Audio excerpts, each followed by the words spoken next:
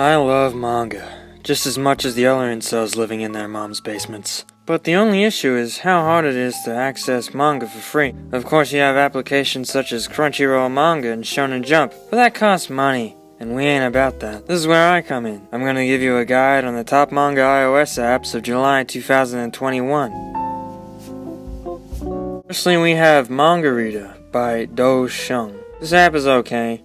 One thing that really stood out to me is just how clunky and rushed the user interface feels. As far as the reading experience goes, it's pretty decent, I suppose. There aren't too many settings aside from a vertical or horizontal reading scroll. Unfortunately, you cannot choose to read from right to left. This may not seem like a big deal, but kinda is for manga like One Punch Man, where they are linked from right to left. Also, I want to try imitate the experience of reading mangas as much as possible to get an authentic experience. I was surprised by an autoplay mode, which I dabbled with but found very clunky. When you're using it, there is an icon section at the bottom which can negatively affect the viewing experience, as it generally gets in the way. I would like to note that this app has a download option, which is an essential for most manga apps. As far as the database goes, I believe there is a lot of manga. There are apparently over 40,000 free mangas on this app. Of course, it doesn't have absolutely everything, such as Boda Boda or Number 5, but I believe it essentially has everything. Overall, I'm pretty mixed about it. I think it is just bland and does the bare minimum, and when it does try something unique, it can feel very clunky and rushed. I'm giving it a 6 out of 10.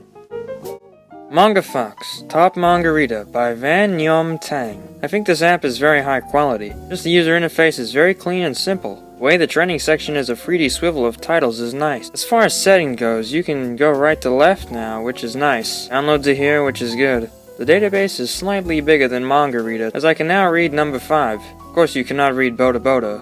This app isn't perfect by any means. The search function needs tweaking. Say I search One Punch Man, like that. I will not get the result. You have to be very specific with the wording in order to find what you want. Finally, my last real complaint is that when reading you can still see your device's battery. This is common with most of these applications, unfortunately. Overall, it's okay. I would give it a 7 out of 10.